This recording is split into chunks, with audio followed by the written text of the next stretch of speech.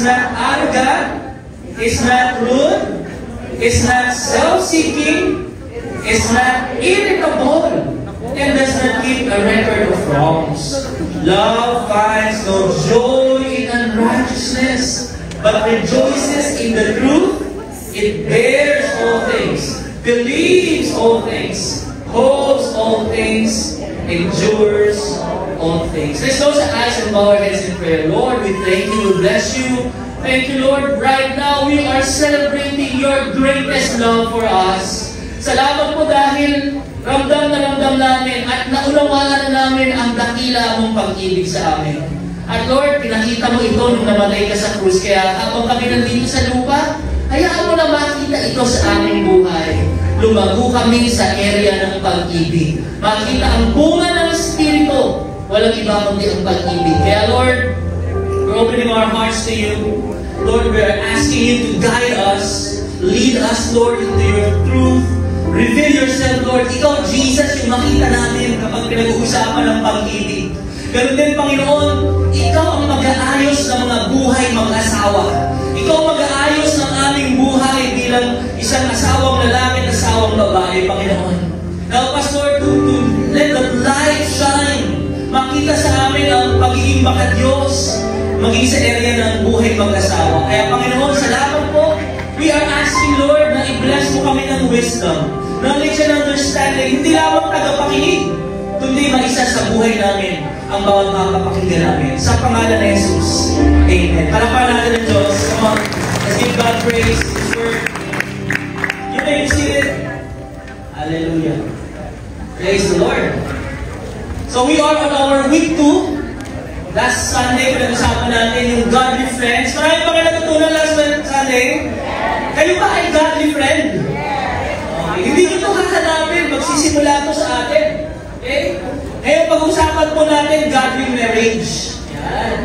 At, basta wala pa akong asawa, okay lang, pakinggan mo to. Dahil, mga kapatid, ito po ay paghahanda sa pag-aasawa. Yung mga single dito, gusto ba magkaasawa? Amen! Kailangan nagkita kayo. Lakas, di ba? Tama yun. Narinig ko, yung mga single.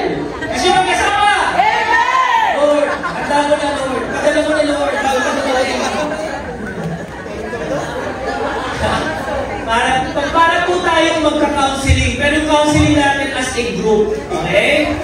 So, this lesson is for us to prepare entry into marriage. Okay? Hindi lang basta papasok ka, mag-aasawa ka. Kailangan alam mo, handa ka. Pangalawa, ang pag-uusapan po natin is mga advices sa mga mag-asawa na. Okay? So mga kapatid natin, pwede po bang kaway-kaway ang matagal ng mag-asawa? Alam mo dyan, Ninong, Ninang, ayan. Ilan taon na, Ninong? 34 years! Parang namin si Lord! Biruin nyo, ha? Napagtagumpayan na si Katniel. Mayroon ba ba mas mataas ng higher? 44 years! Wow! Yes, sir! Okay. Sino ba? Daddy Edgar, ilan taon? 30! Wow! Praise God! 30, hindi lang yun lang, ha? Praise the Lord! 47 years! Sino yun? Mami Ating! Mami Ating! 47 years! Oh, kumain kami, ha? Nagiging namin kayo niya. Hindi, alam mo kasi utang na loob ko talaga. Utang na loob din natin kay Daddy Bulong, eh, no? Kaya ako din nandito. Lagi ko iniisip yun. So na, yung mga tatay natin, talagang minsan nagkakaproblema tayo, pero tatay mo pa rin yan. Kung wala yan, wala ka. Tama ba? So, we celebrated their anniversary February 5 yun. Thank you, Lord. Okay, meron pa ba doon? Nasa 40, 30. Kami po ay 30 years na. Mabilis na, no? Panahon, makikita mo. Ito yung goal natin, advice to married people. Alam po natin that in marriage, learning must never stop. Tama po ba? Sa mga 40 years, 30 years, o maaari 50 years, wala po sa atin na makapagsasabi na 100% solong-solo ko ng galaw nitong asawa ko. Hindi po, wala po makakapagsabi. You get to know each other as time goes by. Yes or no? And you keep learning. Hindi mo pwedeng sabihin na perfect na ako as a husband, 40 years na kami. Hindi! Perfect na ako as a wife. No, you still learn. Tama po ba? Pangatlong goal natin is to evaluate your love. No? Pag tingnan mo yung pag-ibig mo, parehas pa rin ba nung nililigawan mo siya? Ngayong 40 years na kayo. Yung paghahatid mo sa kanya, yung hindi ka nagre-reklamo, taga saan ka? Bulacan. Ako taga Cavite. Ang lapit lang. Di ba? Yung pinagbubuksan mo ng pinto, hindi mo, ngayon ano kaya, hinahon sinagsasara mo na ng pinto. Diba? Yung hinihintay mo siyang maglakad, sabi ka, ngayon iniiwan mo, nasasawa mo, bakit? Diba? Minsan gano'n you evaluate your love. Nasa na ba yung ano ko, first love ko? Siyempre, ang goal natin, you grow in your marriage. Tama mo ba? That you continue to grow. So, preparation, evaluation, grow, and siyempre, advices ito. So, sa mga kapatid natin, no? Basta parang yung marriage ko failed. Tandaan nyo, sa Diyos lagi kung may pag-asa. Amen? Sabi nga ng mga ngaral na si Solomon, mas mabuti pa yung buhay na aso kesa sa patay na leon. Ibig sabihin, habang may buhay, meron pa rin pag-asa tayong magbago. Amen? Sabi, alam nyo ngayon, speaking of marriage, siyempre, puno ngayon yung mga hotel, yung mga kainan, ang hirap mag-book, traffic, pagdating ng Feb 14, in-advance na natin. Para meron na kayong pang-post. Kasi may pasok kayo nun, di ba? Baka magalit wala ka man lang ito, meron na mamaya po yun sa atin. Ngayon napansin nyo no, sa showbiz, kaya iniwanan mo na yung showbiz na yan. Yung latest na balita patungkol sa mga, di ba? Ito latest, naalala nyo ito, di ba? Wala na si Katniel, tsaka si Daniel, latest ba yun? Matagal na ba? Okay, hindi kami updated si Char, tsaka si Sarah, di ba? Diamond binigay na. Ito, pinakasalan, ang ganda ng cake. Si Aljur, yung pinsan ko. Tsaka si Kylie Minogue. Kylie Padilla. Yung lang, may mga third party ngayon, di ba? Yung surfer. May mga anak na yan, tama ba? Alam nyo, minsan ang mga tao, when we see and hear this news of breaking up, third party, broken marriages, failure, minsan yung mga tao takot na mag-asawa. Para bang meron na sila, nag-hold back na sila, papakasalan mo ko, diamond ring? Parang pare-parehas lang yan Hindi lang yun, minsan, at ang back of their mind, baka sa huli, kahit magpakasal tayo, iwan mo rin ako. Baka sa huli, kahit diamond binigay mo, magkaanak tayo, iwanan mo pa rin ako. You know what? It really calls us to have a godly marriage. Amen! Tinutulak tayo ng mga napapakinggan nating balita na maging makadiyos tayo sa ating buhay pag-aasawa. Amen? Next verse, kapatid. Matthew 5:27-29 about cheating. Sabi mo, cheating. Si Jesus, meron siyang sinabi dyan. Sabay-sabay. You have heard the commandment that says, you must not commit. Sa Old Testament, mga kapatid, ang pangangalunya or adultery, it requires contact, sexual contact. Nung narinig ko ng mga tao, alam nila yon. Kapag hindi mo asawa, sumipin ka sa kanya, tinabihan mo siya, you are guilty of the sin of adultery. Pero ang sabi ni Jesus, sabi-sabay, but I say, anyone who even what? Tumingin ka pa lang. At doon sa pagtingin mo, sabi niya, at a woman with what? With lust has already committed adultery with her in his heart. So dito pinapakita ni Jesus kung ano ba yung intention ng Diyos ng kanyang Ama kung bakit niya ibinigay itong commandment na ito. Hindi lang para umiwas tayo sa physical or sexual contact, kung hindi, para maiwasan mo yung mga bagay na magdudulot sa'yo para magawa yun. Amen! Kaya alam nyo, ang adultery sa Bible, nung sinabi ko ni Jesus, tinignan mo pa lang, nagnasa ka na, kasalanan na yun. Kaya alam mo yung cheating, yung adultery, hindi lang siya, basta wala namang nangyari sa amin. Hindi lang yun nun. Alam niyo ba ang cheating? Kapag tumingin ka pa rin na, no? Tumingin ka sa isang babae at parang nag-isip ka na ng hindi maganda. Gusto mo lang makasama yung lalaki na yun. You are cheating with your wife or husband. Amen! Kahit walang contact, eto pa matindi. Yung nag-text ka ng mga nakikipag-flirt ka. Mga messages mo parang enticing. Nakakaakit. How are you? Masa ka na? Good morning. Samantala yung asawa mo, hindi mo mabate. O, gising na pala, gising na. Kumain ka na ba? Hello, kita tayo later sa office. God knows your heart. Sa mga ganong messages pala, kapatid, adultery na yun. Amen? Cheating na yun. Hindi lang yung bastang physical contact. Kaya ano sabi ni Lord? So if your eye, even your good eye, causes you to lust, anong kailangan gawin? Dukitin mo. Judge it out and throw it away. So anong point dito ni Jesus? Kapag ikaw ginagawa mo na to, at maglilid na ito sa adultery, ng contact, ng sexual contact, kapatid, yung text messages, burahin mo na. Yung friend, i-reject mo na siya. I-block mo na yung tao na yun. Amen! Kasi dito kanya dadalhin. Ano sabi ng Panginoon? Kanya salita sa Hebrews 13:4. Sabay-sabay. Let marriage be held in what? Honor. Sabi mo honor. Yung buhay pag-aasawa, you put it in the highest honor, esteem, worthy, precious, great price, especially in all things. Kung paano mo pinahahalagahan yung sarili mo, yung tahanan mo, iingatan mo yung bahay mo, pinapaganda mo yung sasakyan mo, yung motor mo, nilalagyan mo ng mga accessories, sabi niya, higit pa dyan. Bigyan mo ng karangalan yung buhay ninyong mag-asawa. Amen!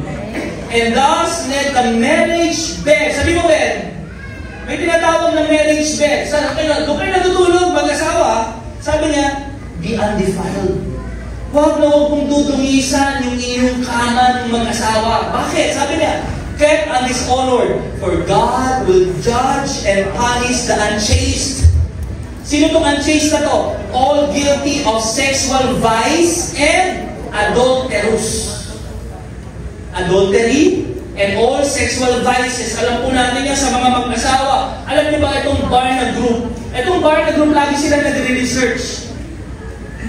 Nasa around 70%. 70% Amerikano to ha. Pero I believe it can connect to us Filipinos. 70% ng kanilang survey, hindi Christian, nanonood ng porn. Alam nyo, nag-research din sila, mga Kristiyano. Hello, look at here. Alam nyo ba ilang percent? 65%. Wow! Ang lapit! When you are watching porn, pag nahuhuk ka sa pornography, you are cheating. You are committing adultery, kapatid. Marami pong paraan para makaiwas ka doon. Kailangan yung heart mo. Kailangan laging malinis, laging may laman, Word of God. Kasi alam mo, napakabilis mo magpipindot ngayon. Tama ba? Mag-browse ka lang sa social media, makita mo yung mga posts, enticing. Tama ba? Tama, pag may TikTok ka, may mga sumasayaw dyan. Tapos lalo na kapag walang tao, wala na nakakita sa'yo. Mga anak natin, iingatan natin. Why? Kasi ito ay magdudulot at magdadalas ka na sa mas malaking kasalanan. We must keep our marriage bed pure.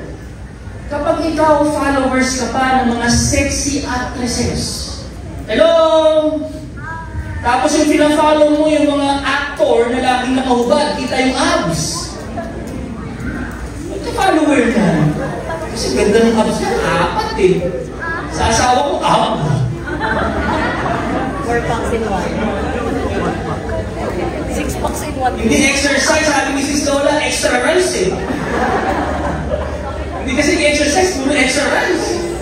But you know, itingnan mo kung sino yung pinafollow mo. Bakit kailangan mo na siya i-follow ngayon?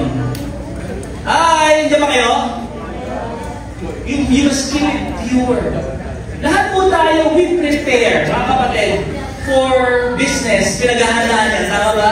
We've dedicated a lot of business. Grabe yung paghanda, yung paglilinis, yung mga gamit, yung mga ribbon na gagamitin. You prepare for your career. Pinaghahanda mo yung karera mo. Papasok ka sa school, o teacher ka, ikaw ay engineer. Talagang kailangan prepare ka doon sa trabaho mo, sa project mo. You prepare in your exams.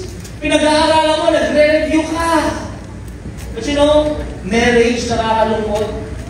People enter marriage with great expectations, but very low preparations.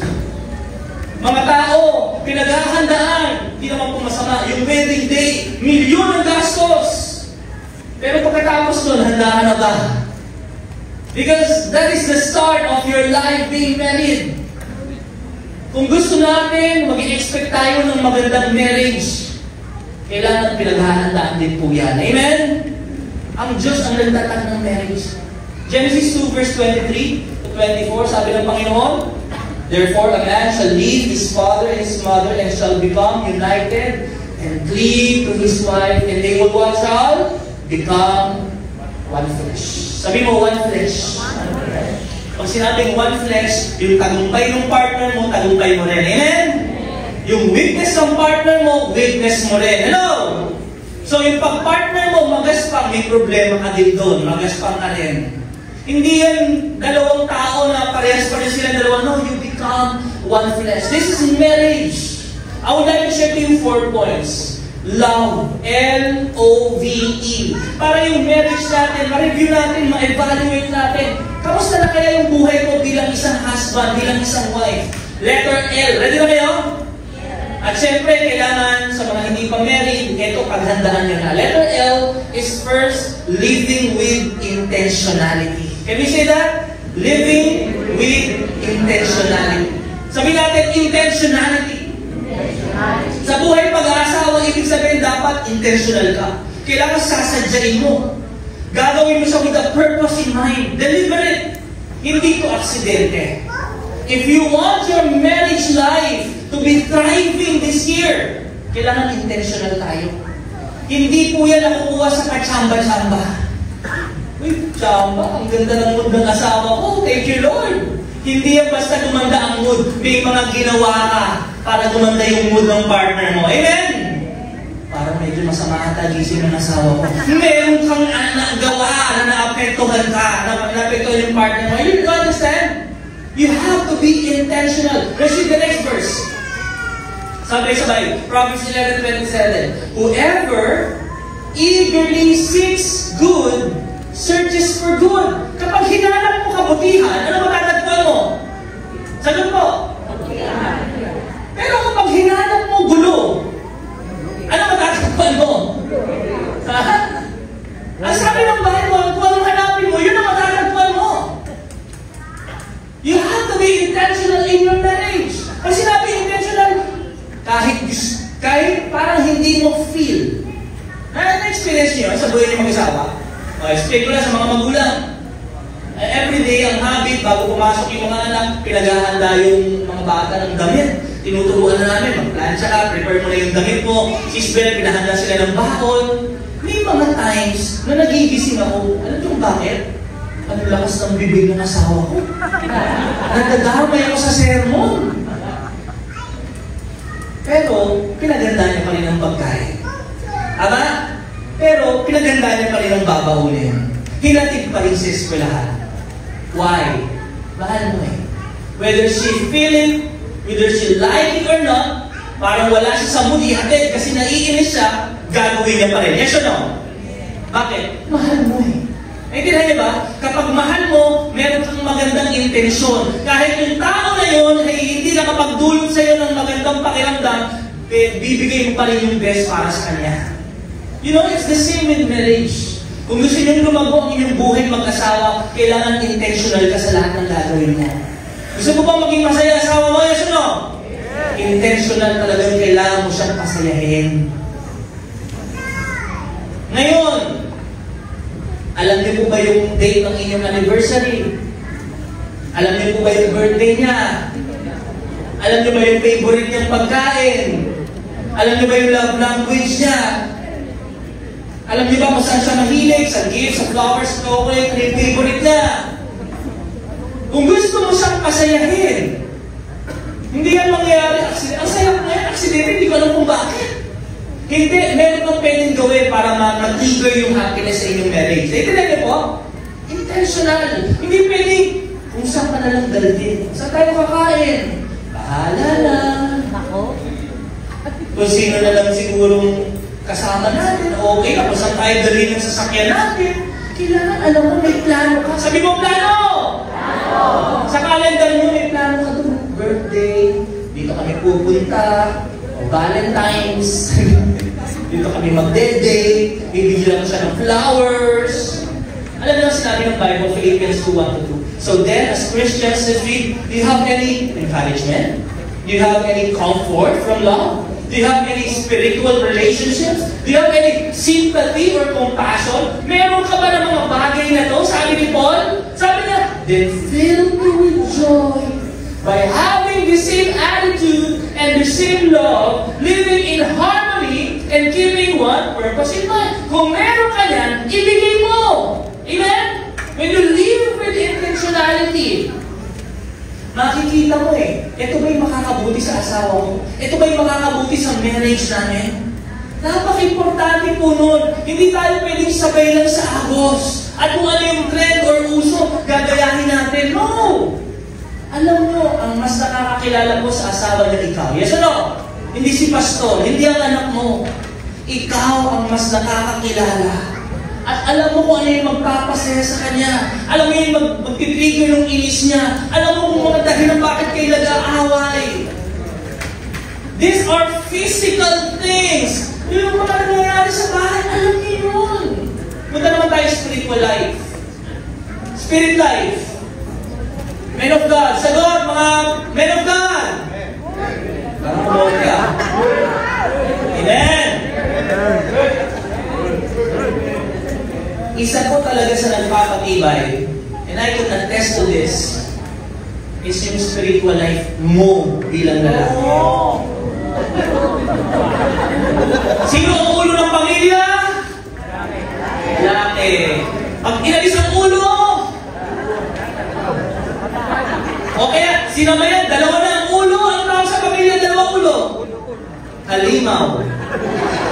Siyempre, lagi na kayo. Nagiging master yung family. Dalawa head Tayo pong mga lalaki, binigyan tayo ni Lord ng responsibility to lead our family. Listen to this. Kailangan intentional ka rin sa spiritual ng buhay. Pakinggan nyo, yung asawa mo, kailangan intentional ka.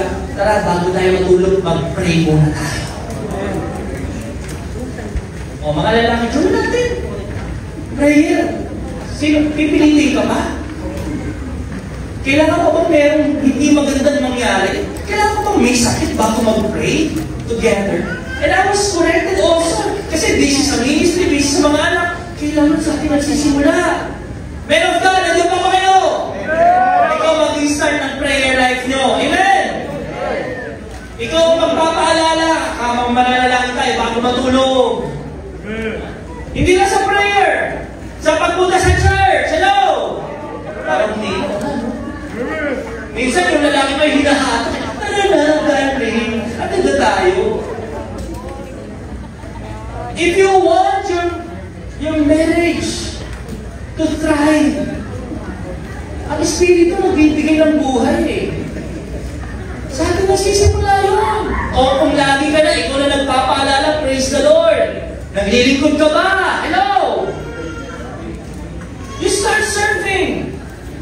Pakinggan niyo mga single ha. Oo, Christian.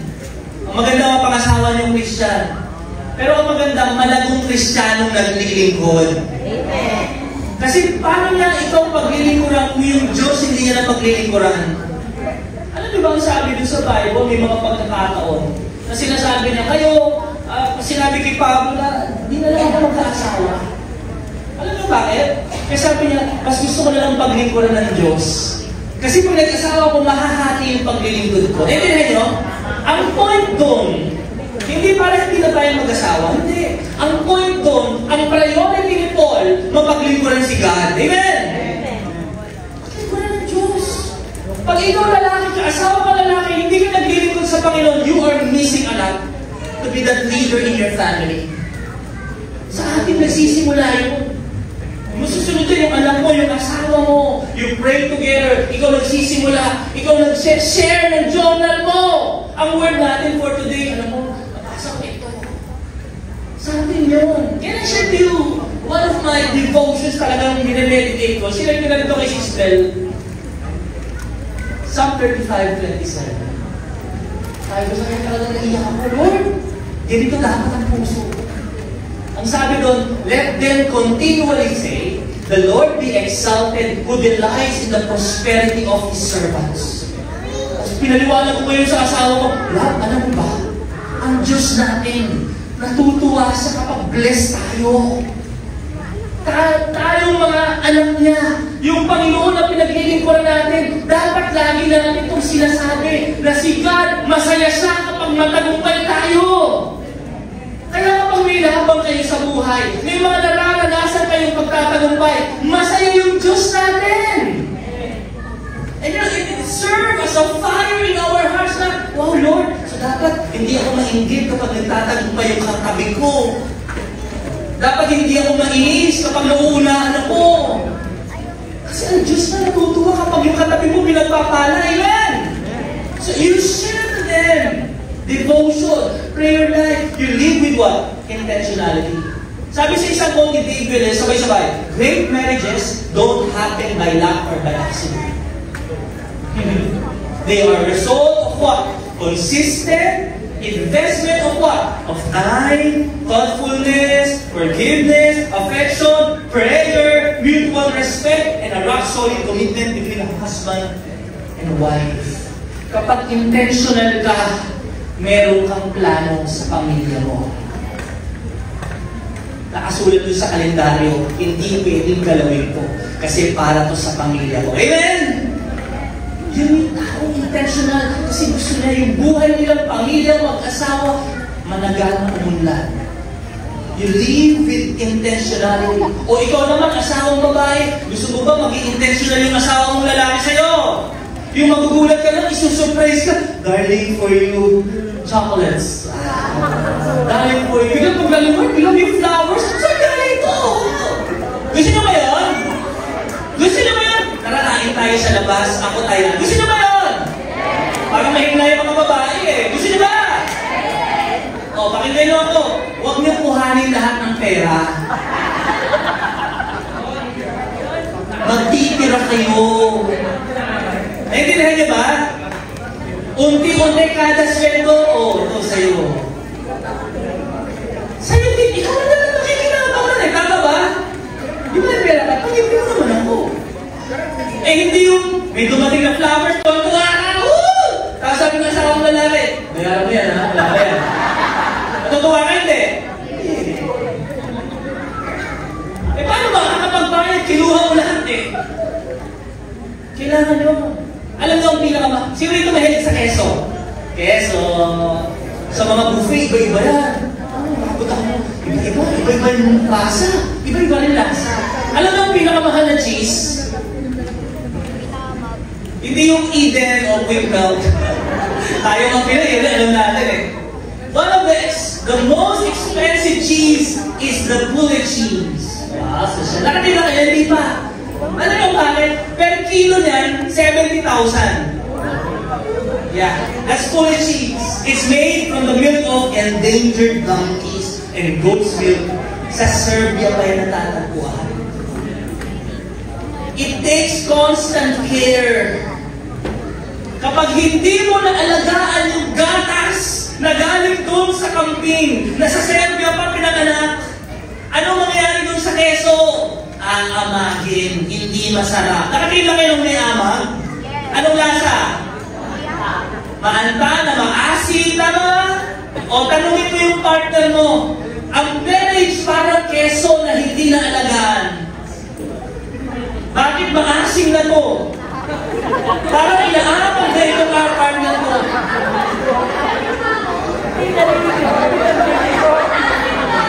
Parang maasin. kasing lang mo ka, naamag na pasto. Nung pinakasalan mo to, fresh. Gatas. Ngayon, naamag na. Hindi mo na magawang magiging dami lang pinag-close ka. Sino may kasalanan? Hindi mo na alagaan. Dapat mamahalin siya eh. Tama ba? People will know that. So, how can you take care? Tingnan mo yung husband mo, tingnan mo yung wife mo. Inaamag na ba ito? Pinagsasalan mo ito. Heart of good. Pinag-aagawan ito ng mga babae. Ito mga asawang babae. Grabe. Ilang taon lang lumipas. You see? It's like cheese marriage. Alagaan eh. Alam niyo yung glory ng partner mo? Sabi mo, mga reunion. Dahil mga kalim magkakis. Ang ganda mo pa rin since high school. Alam mo sasabihin? Magaling mag-alaga sa akin. Tama? Ikaw pa rin yung heartthrob. Ikaw pa rin yung crush ng bayan. Bakit? Magaling mag-alaga sa akin. Amen? Paano mag-alagaan? You need to live with what? Intentionality. Tingnan mo, baka hindi na nakakapag-reband yung asawa ko, yung kuko para makukulan na, hindi mo na pinapedicure ko, kung manicure. Ano ba yan? Alagaan mo, tama ba? O yung asawa mo, puro na ng trabaho, yung damit na pinili ng 10 years, yung pa rin yung damit na. Gamitan mo naman! You live with what? Intentionality. Letter O. Ito maganda. Kailangan overcoming offense. Alam niyo sabi ni Jesus, offense will certainly come. Darating mo ang araw ma-offend tayo. Yes or no? Yung partner mo, magkaiba kayong buhay. Paano magiging imperfect ang resulta perfect? Pagsamahin mo ang isang tao imperfect at imperfect, never siya magiging perfect. You have to understand marriage. Hindi ito para maging perfect ang buhay mo. Hindi. You will have offense in your... Ma-offend ka dyan. Sinabi ni Lord dyan. Meron akong verse, napakaganda ng verse na to, patungkol sa offense. Meron bang tao na hindi na-offend? Meron. Ready na kayo? Mamaya mo na po sa, meron bang tao na hindi kailanman ma-offend sa buhay na? Gusto mo ba tumating yung time na yun na ikaw yun? Na kahit anong iba to sa'yo, kahit anong dumi ibigay sa'yo, okay ka lang? Gusto niyo yun? Yung matibay ang loob, buong loob, pero buo din yung labas. Sabi ng kuya ko, buong loob, sila ang mukha. Hindi, buong loob, pero nakakangiti ka pa rin. Gusto ba yun? Yung matibay ang loob mo, meron. Pag ikaw, pastor, parang una, ang bilis ko ma-open sa asawa ko. Hindi lang ako hintay ko na, naiinis na ako. Hindi na ginawa agad yung pinapagawa ko. Ang bilis ko offend eh. Alam mo kapag ganito, masyadong sensitive sa marriage, yung mga maliliit na bagay talagang hindi malaking pag-aaway. Tama po? Kasi hindi ma-overcome yung offense. Tandaan mo, talagang darating at darating yung katabi mo sa kama, ma-o-offend ka yan. Pero there is a way for us not to be offended. Ready na kayo? Gusto nyo ba dumatingin sa buhay ng mag-asawa? Sa malakas na amen? Sobrang sensitive. Ready na? This is the verse. Psalm 119, 165. Sabay-sabay, let's read. Great peace have they who love your Lord. Let's read. Nothing. Sabi mo, nothing. Nothing shall offend them or make them stand. Pakinggan nyo, ang mga tao na nagmamahal sa salita ng Diyos, ang mga tao na laging sumusunod sa Diyos, yung salita ng Diyos nasa puso niya, nakaka-experience siya ng perfect security. Pag sinabing security, hindi ka kulang, lagi kang puno, baliwala sa'yo kahit anong sabihin nila kasi alam mo kung sino ka. Minsan kasi, o maraming pagkakataon, ang security natin, yung halaga ng isang tao, ay inilalagay natin sa mga bagay na nakikita natin. Sa bagay sa bulsa, sa bagay na sinusuot, dinadala, sa bag, sa sapatos, at doon mo nararanasan yung halaga. At kapag wala ka ng mga bagay na yun, mo, hindi ka ganun ka-importante. Minsan, ang pagkakamali ng mga tao, ilalagay nila yung kanilang value, yung seguridad, sa mga sinasabi at palakpak ng ibang tao. Kaya kapag hindi na pahalagahan, hindi na palakpakan, ang tingin niya sa sarili niya, wala akong masyadong halaga. Hindi ako importante. Kaya na-offend. Kapag hindi na-invite, hindi na-bate, hindi na-bigyan ng ganito. Naiintindihan niyo yun? Kasi yung seguridad niya nandun sa mga bagay na nakikita nasa ibang mga tao. Can I tell you this? Paano ka makaka-experience ng inward security? Can you say that? Inward security. Invite ka man o hindi, palakpakan ka man o hindi, fake man o original na sapatos mo, meron ka mang magandang bag o wala. Kapatid, masaya ka, may kapayapaan ka. Tingin mo sa sarili mo, mahalaga ka. Saan mo matatagpuan yun? Sa halaga na binigay ng Diyos sa'yo, na tinubos ka ng kanyang banal na dugo, namatay siya para sa'yo. Alam mo ba yan? Kung ikaw na lang ang isang tao sa mundo, bababa pa rin si Jesus para iligtas ka. Ganun ka kahalaga. Doon mo kuhanin. Sabi mo sa katabi mo, mahalaga ako. Sabi mo sa kanya, mahalaga ako. Kahit maliwalain mo ako, mahalaga ako. Amen! Yung value, nasa Diyos. Doon na kinuha yun. Kahit wala akong trabaho, hindi ako masyado nakakapagbigay na ganito, o kulang yung aking finances, mahalaga pa rin ako. Yung wallet ko, payat, Gcash ko, walang laman, mahalaga pa rin ako. Kasi yung halaga mo hindi sa pera, hindi sa mga bagay, hindi sa palakpak mo, hindi sa appreciation mo, kundi sa Diyos na nagmahal sa akin. Doon kinukuha. Are you listening? Doon mo kuhanin. Kaya yung tinatawag na security. Kapag naramdaman mo yung halaga, mapagbuksan ka man ng pinto o hindi, mapaghandaan ka man ng pagkain o hindi, pero importante yun. Mabigyan ka man ng regalo o hindi, anniversary mo, maganda magbigay. O pero kahit nakalimutan mo yun, hindi ka masyado offended. Kasi yung halaga mo hindi sa mga ginagawa ng tao para sa iyo, kundi sa ginawa ng Diyos para sa iyo. Are you listening? Amen? Kaya alam mo sabi sa Ephesians 4:31, lahat ng mga bitterness, masahin natin, bitterness, indignation, ano pa? Wrath, ano to? Yung passion, rage, bad temper, ano pa? Resentment, anger, animosity, quarreling, away-away, brawling, clamor, contention, slander, paninirang puri, pagsasalita ng hindi maganda, panlalait, pananakit ng kapwa. Ang sabi nga, be banished from you. Mawala na yan sa buhay mo in Jesus' name. With all malice, ill will, baseness of any kind, yung mga masyadong nag-iisip ng hindi maganda. O anong oras ka umuwi? Siguro meron ka na kinakatagpong iba. Alam mo yun, hindi ka na nakapag-reply, di ba? Siguro meron na itong kasama iba, nalobot lang pala. Alam mo yun, yung maruruming pag-iisip, sabi na, be banished from you. Alisin natin sa buhay natin. Amen! And sabi niya, the next verse 3, and become what? Useful and helpful and kind to one another. Ang tao kapag walang galit, madaling tumulong. Ang tao kapag hindi masama ang loob, mabait yan. Makakagawa ng kabutihan. Amen? Sabi niya, tender-hearted. Ang taong walang sama ng loob, o sa kanyang puso, walang itinanim na sama ng loob, kapag nagsalita yan, kalmado. Hello? Pag kinausap ka, makakatingin sa mata kasi walang tinataang galit. Hello? Are you listening? Understanding, loving heart. And let's read. Forgiving one another as God in Christ what? Forgave you. So how you overcome offense? Yung security mo, kunin mo kay Lord. Yung Word of God, dapat laging laman ng iyong puso. Tinuro ko na sa inyo ito, di ba? How can you forgive? Kailangan yung forgiveness na galing sa Diyos. As Christ forgave you. Naalala niyo yung phrase, forgive and what? Forget. Naalala niya?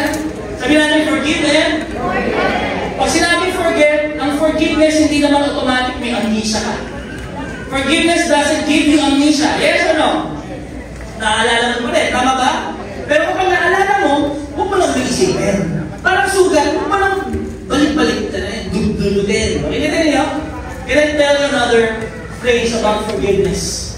This is what forgiveness means. Forgive now and heal later. When you make that decision to forgive, sige, patatawarin na kita. Huwag kang mag-expect na gagaling ka agad. Parang credit card dyan. Pay now. I buy now. Pay. You make that decision. Sige, patatawarin na. Pero yung healing later pa yun. Tama po ba? Paano ka gagaling? Huwag mo lang pag-usapan. Lalo mong mahalin yung tao na yun. And you will heal.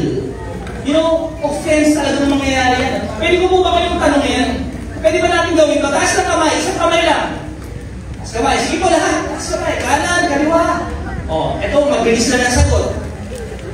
Sige, taas lang. Ituro ninyo kung saan ang papuntang sukat. Dito. Hindi dito eh. O, baba tayo. Pwede ba lahat tayo tama? Kanan. Dito tayo. Isa, dito. Tama parehos, pwede ba? Pwede ba tama? Hindi. You know, in marriage, hindi pwede parehos kayo tama eh. It's either one will submit na mali siya, admit with a humble heart na aminin niya, mali ako, tama ka. Amen? That's how you overcome offense. Kailangan matanggap mo na sa buhay ninyo mag-asawa, hindi pwede parehas kayo manalo. Sa mga argumento nyo, pwede lagi tama parehas. Hindi magsasalubong, isa lang. And how will that happen? Siyempre, yung katotohanan sa Word of God. Kung ano sinasabi ng salita ng Diyos. Si John Piper may sinabi siya, staying married, therefore, is not merely about staying in love, but it's about what? Keeping covenant. Till death do us part. Or as long as we both shall live. Sacred covenant promise, the same kind Jesus made with His bride, and He died for me. Sa buhay ng mag-asawa, hindi pwedeng parehas. Merong isang mali. At yung isang mali na yung kailangan magpakumbabaanin niya ay yung pagkakamali.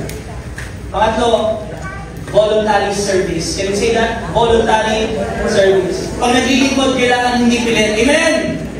Kapag may gagawin ka, dapat buong puso mong gagawin.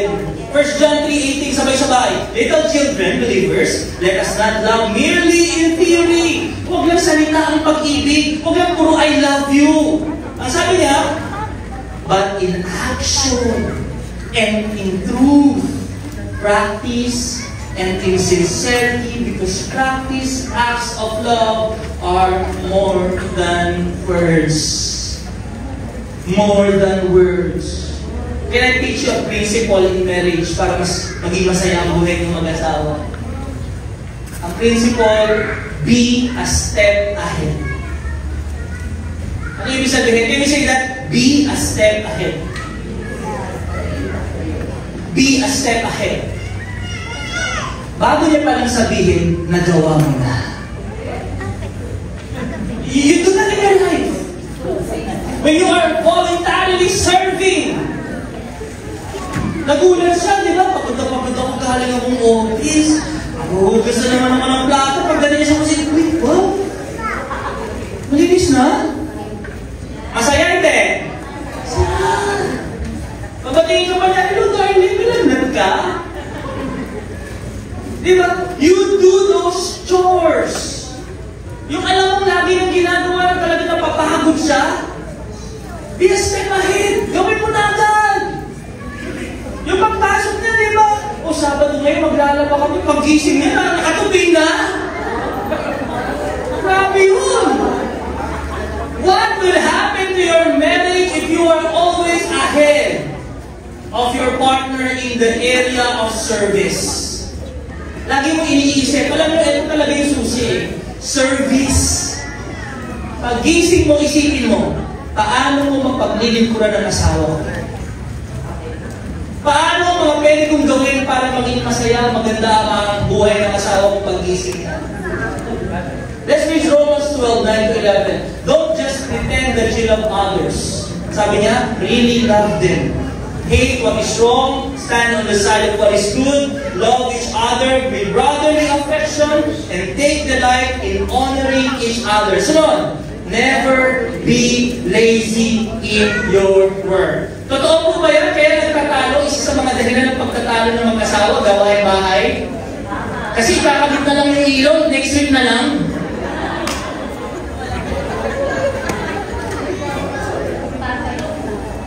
Naintindihan mo ba? Kung paano tayo nagsisipag sa simbahan, naman dapat mas masipag ka sa bahay. Kung paano ka sumusunod sa mga mas nakakatanda sa Elite Baptist Church, Global Peace, dapat mas masunurin ka sa bahay. Diba? Men of God, tingin kayo dito, men of God. Mga mga lalaki tingin. Pag may sister dumaan ang galang niyo, hello, sister, good morning. Tama naman po yun, maganda po yung paggalang. Kamusta? Ay, sister. Men of God, gano'n na lang yung pag-honor mo, di ba? Sa mga babae. Bakit? Sister in Christ yan. Listen, baka nakakalimutan mo. Yung asawa mong babae, hindi mo lang siya basta asawang babae. Sister in Christ mo rin siya. So kung paano ka gumagalang sa mga babae dito, paano ka, hello po sis, may gusto lang po akong sabihin, okay lang po ba? Kung paano ka nagiging marespeto at magalang sa mga babae dito, higit pa dapat yung paggalang natin sa ating asawa. Amen? Amen. O, mga babae, tingin kayo dito.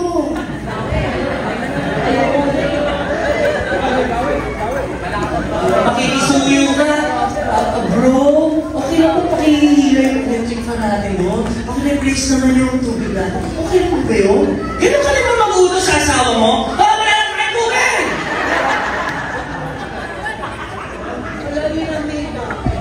You know, in life,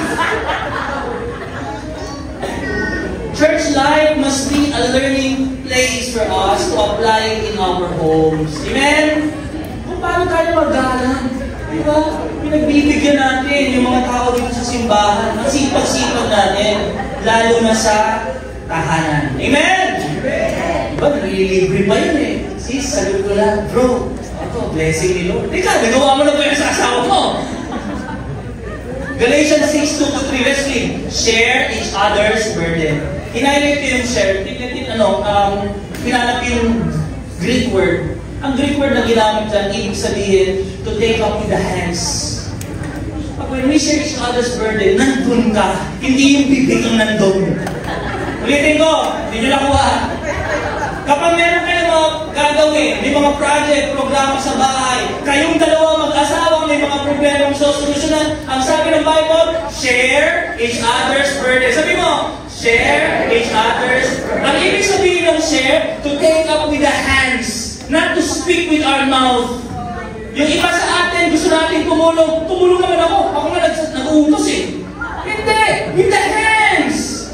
Naintindihan nyo ba? Tulong ka. Hindi lang puro salita. Kailangan kasama ka sa paggawa. Amen! Di ba sila mo? May problema tayo. Let's share each other's burden. O, nagtatight na yung budget natin. Kulang na yung mga blessing. Ako, nang-mismanage natin. O sige, take up with the hands. Magtitipid tayo. Oo, magtitipid tayo. Place order. Place order. Place order. Kasama ka doon. Ay, hindi mo. Ano magtitipid? I-order ka ng order. O magtitipid mo kaya. Simulan natin ito, ha? You share. Sabi niya, put up oneself to be carried, to carry on, to sustain, to uphold and support. Be a step ahead. Kanina yung keso, di ba? Ano na ang pinakamahal na alak? Red wine to. 1945. Domaine de la Romani Conti. From the World War I. Alam niyo kung gano'n siya kamahal? Isang bote, 13.6 million. Domaine de la Romani Conti. Wow, mahal mo! Hanggang ngayon, binibenta yan. After World War II, iyan na buo. Alam niyo yung wine na yan, na-preserve yan, nagawa yan, piniga yung ubas, fermented, inayos yun, inalagaang mabuti. Tama mo ba? Kapag hindi inalagaang mabuti yung pinigang ubas, hindi magiging wine, magiging suka siya. parang sa marriage. Kapag hindi mo na ingatan maigi, dapat mamahaling buhay ng asawa mo, magiging sukang maasim siya. Kanina, aamagin, ngayon magiging sukang maasim. Evaluate your marriage life. Kapag tinignan ng asawa mo mukha ba sukang maasim, kulang sa maintenance eh. Kulang sa caring. Hello, are you there? Bakit maasim itong asawa mo? Ako, nagsasalita ako parang galit na ganda. Magkano na gan? Diba? Wala ka kasi sabihin, galit na gan. Alam mo, ikaw, tingnan mo kung paano mo inalagaan. Dapat mamahaling alam yan eh. Diba? Mamahaling inumin. Yung pag ininom mo, wow, nakalagay sa basong gano'n eh. Saan nakalagay yung suka? Long neck. Diba? Packaging. So you do it voluntary service. Pag nilikuran mo, kahit hindi mo gusto, gigising siya, nakahanda na yung kape na, good morning, darling, I love you. Diba? Tapos kahit hindi mo feel magluto, magluluto mo pa rin. Yes or no? Voluntary serve. Tandaan nyo, ang mabuting puno lagi magbubunga ng a good tree always bear good fruit. Bad tree always bear bad fruit. It depends. Anong binhi yung tinanim mo? What kind of seed are you sowing into your marriage? Gusto niyo ba ng good fruit in your marriage? Sow good seeds. Kung ano ang tinanim mo, sigurado, aangat-anin. Finally, as we end, letter E. What's the acronym? Example of what? Christ love. This year of tithing, dalangin ko na makita sa atin ang pag-ibig ni Kristo. Wala pong perfect sa atin. Kaya nga kailangan natin ng tagapagligtas eh. Tama po ba? Kahit nga po ako eh, may mga pagkakamali. Nagiging magaspang, tumataas ang tono, nagkakamali tayo. Tama po ba? Kayo din po ba? Pero let's make it a goal to grow in Christ's love. Ito yung binasa natin kanina eh. Makikita niyo yan kapag may mga challenges, may mga conflict. Ito, pakinggan nyo. Sabi niya, love endures with patience. Sabihin natin, let's read. Verse 4. Pakikita yung next slide.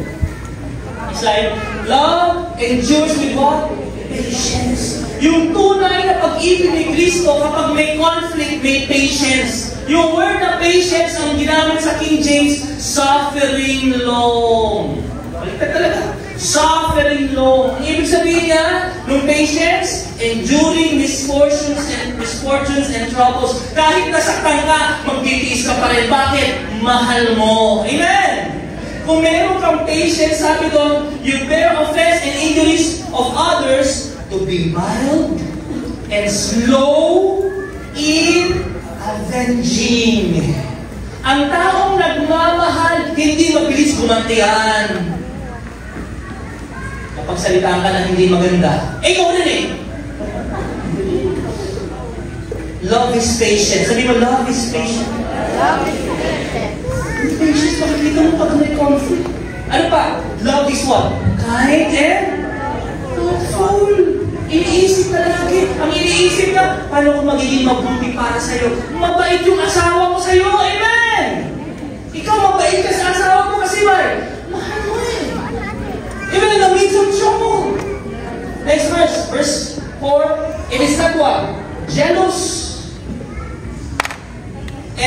Or envious. Ano pa? Love does not brag. Yung jealous. Ano yan? Zealous. Ang Diyos lang ang may holy jealousy. Siya gumawa sa atin. Many times, tayo mga tao, yung jealousy natin, yung motivation, galing sa masama. Envious. Mainggitin. Bakit? Nagkakaroon ba na inggitan sa mag-asawa? Yes! Masyado kang nagbibigay dun sa pamilya mo. Sa pamilya ko, hindi masyado nabibigyan. Nagtutuos na kasi. Pero naman nag-iigitan. Masyado gumastos sa personal ng ganito ah. Tapos yun sa akin, Reman, pedicure, manicure, facial, tapos ang gupit lang, 80 pesos, ayaw mo ba ako pagupitan? Natutuusan. Tandaan nyo, isa lang po kayo. Amen? Listen to this. Kaya kapag nagregalo si Sis Bel sa inyo, alam ko yun. Regalo ko na rin yun. Naintindihan nyo ba? Naintindihan nyo? Sa mga babae naman sa inyo, ang nagbibigay sa inyo si Sis Bel, siya naman nagbigay sa inyo? Hindi, kasama ko doon. Nakita nyo, yung mga lalaki, may regalo din, ako nagbigay, di ba? Kasama mo siya doon. Pinag-usapan na yun. Kung ano yung binigay ko kay Mami Ading, binigay na rin ni Sis Bel yun. Kung ano yung binigay namin kay Mami Maribel, binigay ko na rin yun sa kanya. Nakitaan. Hindi yan. Isa kayo eh. Love does not brag. Ito naman, nagmamalaki. Kaya ako lang magtatrabaho dito eh. Wow. Naalala niyo pag kinakasal ni Unity Candle? Unity Candle yung candle sa gitna. Wala pong sinuno. Tapos may dalawang kandila, lalaki babae. Tama? Bibigay yun. Sisindihan. Yun yung dati nilang buhay. Tapos, they will light the Unity Candle. Tama ba? Ibig sabihin ng individual life nila, yung buhay niya dati binata, dalaga, hihipan niya na yun. Pagsisindihan nila parehas, and then pagkamalik, hihipan na nila. Yung dati ikaw, wala na yun, kinasal ka.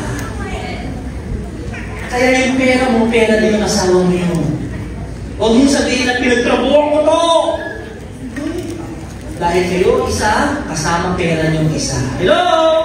Nandiyan ba kayo? Ang problema sa marami, hindi nila kayang tanggapin yung katotohanan na yun. Kaya sa counseling natatagpuan yun. Ngayon, dati, kung bumasis ka, ATM mo, hawak mo, hindi na alam na rin ang asawa mo laman yan. Hello? Diyan ba kayo? Kaya, alam bakit? Inaalis natin yung tool na pwedeng gamitin ng kaaway para magmalaki. Kita mo, laki ng sweldo ko, di ba? Ikaw, kano lang? Mag-usawa kayo! Naintindihan niyo ba? You do not brag. Kayo ba ay mag-asawa eh? Mayroong mga tinatawag na pre-nuptial agreement. Na yung pera ko, ito, nung simula namin yung... Naintindihan niyo? Alam mo, napakagaling ng Bible. Si Lord, may pag-aari ba tayo sa mundong to? Wala. Nung lumabas tayo, wala tayong dala. Tama ba? Pero si Lord na may-ari ng lahat, yung kanyang mana, sabi niya, dahil nagtiwala ka sa akin, yung mamalahin ko sa Ama, sa'yo na rin yun. Ganun yung meron sa langit. Lahat ng meron si Jesus, meron ka din. That's what God designed of marriages. He's not proud or arrogant. And finally, verse 5, says, it's not rude, hindi bastos. Ano ba nagiging bastos? Ay naku, nagpaparinig sa Facebook. Ano naman yan? Sa dami-dami ng mga tao. Digital yung magiging bastos eh, di ba? Ito pa, bastos saan? Nakikipag-usap. Yung women, tatawin. Dali, dito ka na! Oh! Lalapit ka. Mamaya, mayroon ako sasabihin mo talaga. Naintindihan niyo? You treat this person with honor. You respect. It's not self-seeking. Hindi lang sarili iniisip. It's not provoked or overly sensitive and easily angered. Alam niyo ba, nagiligawan pa kayo? Hindi ka naman basta nagagalit, di ba? Na-late siya ng konti. Mga 30 minutes to 1 hour. Okay lang. Kanina ka pa? Okay lang ako dito. Kahit forever hihintayin mo.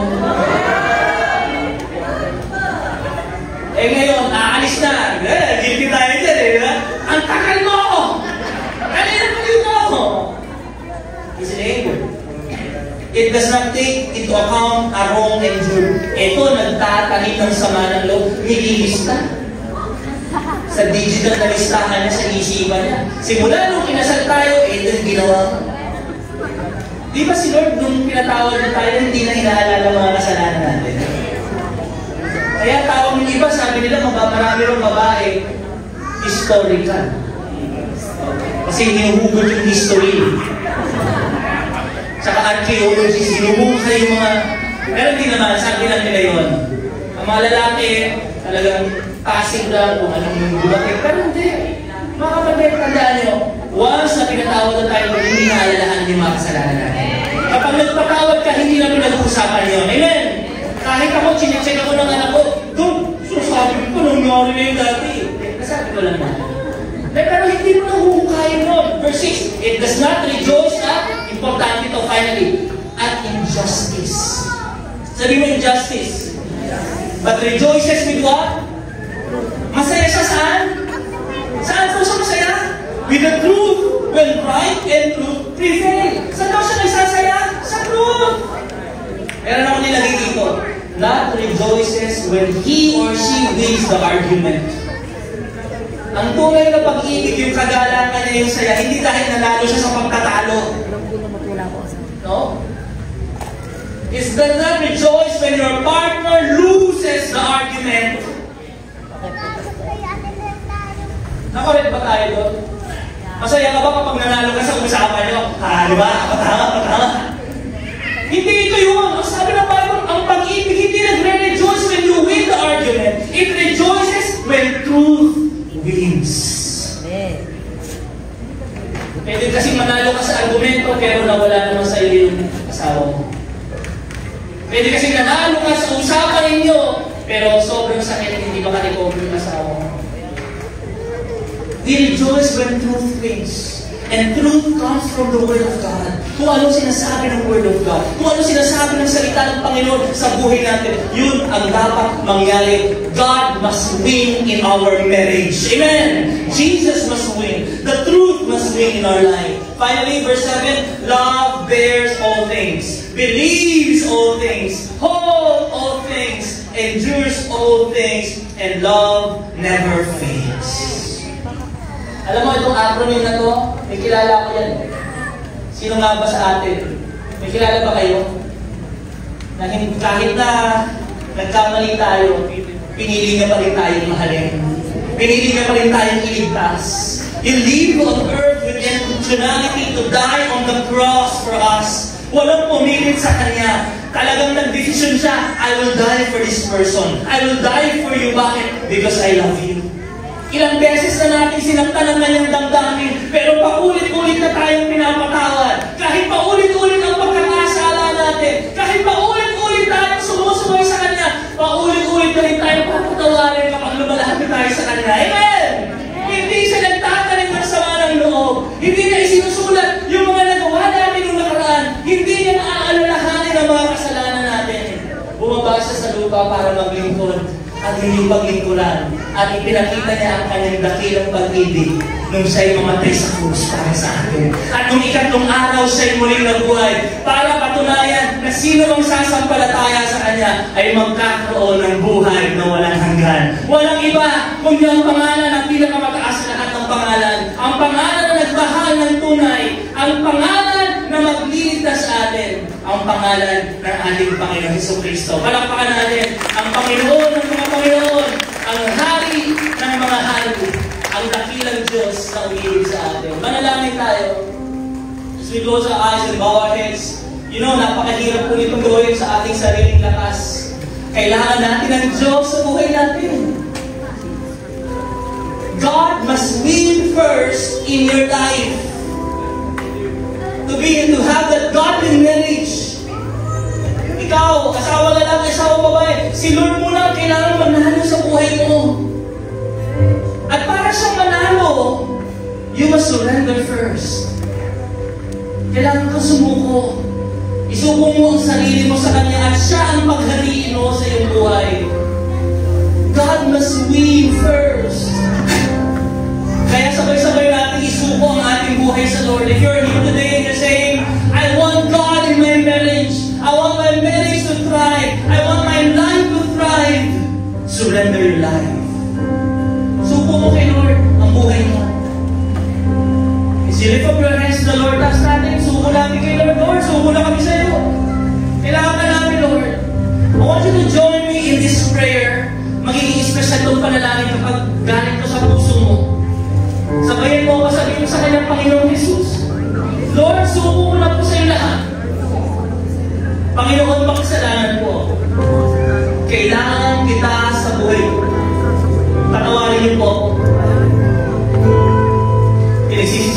alala.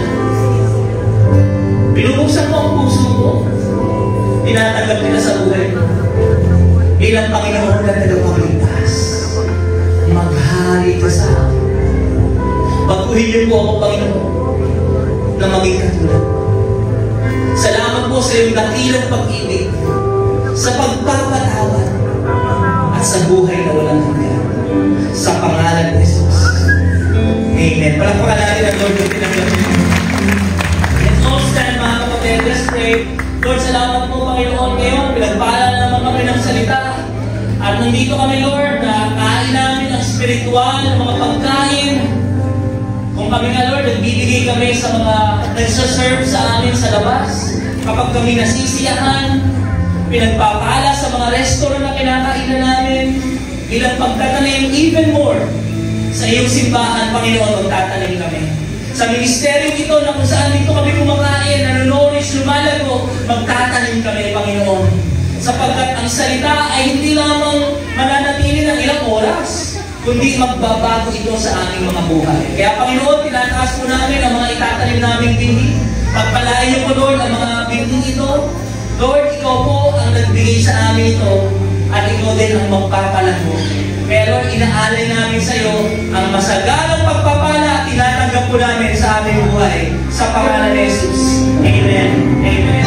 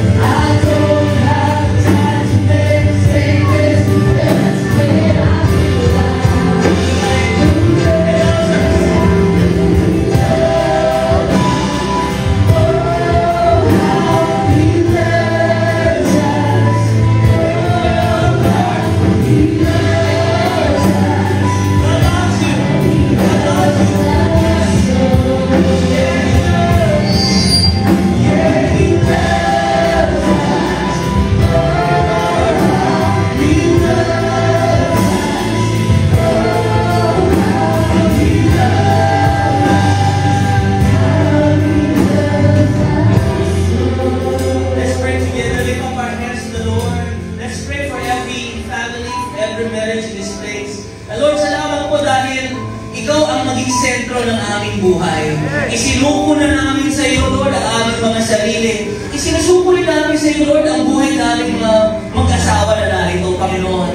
Dalahin ko, Lord, sa mga salita na itinanim, narinig, ay sa buhay namin. Sa tulong ng Espiritu, kami ay binabago mo araw-araw. Kaya, Lord, magliliwanag ka po sa aming mga buhay. Makikita ang magagandang pagbabago at ang umaabang na pag-ibig ng Diyos ay makikita sa aming mga buhay mag-asawa. Salamat po, Panginoon, sa tulong ng iyong Espiritu sa amin. Ikaw ang Diyos na magbibigay ng kalakasan at pagbabago sa aming buhay. Kaya, Lord, umaasa kami na mga himala ng pagbabago at himala, Panginoon, na talaga ang mga marriage dito sa church magkakay buong lahat at magiging magandang halimbawa. Hindi lang sa church, kundi sa aming mga community at maging sa buong mundo. Salamat po, Panginoon, sa salita ito. Pagpalain niyo po sa puso ng bawat isa. Sa pangalan ni Jesus. Amen. Palakpakan natin ang Diyos. Thank you, Lord. Hallelujah.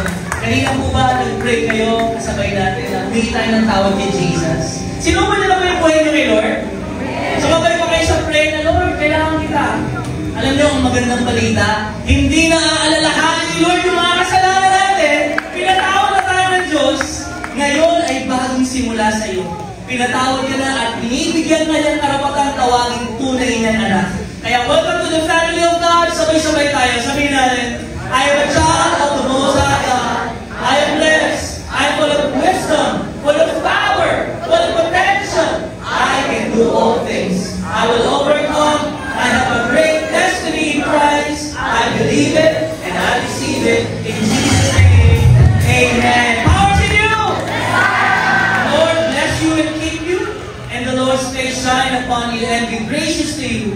The Lord show you His favor and give you His peace. God bless.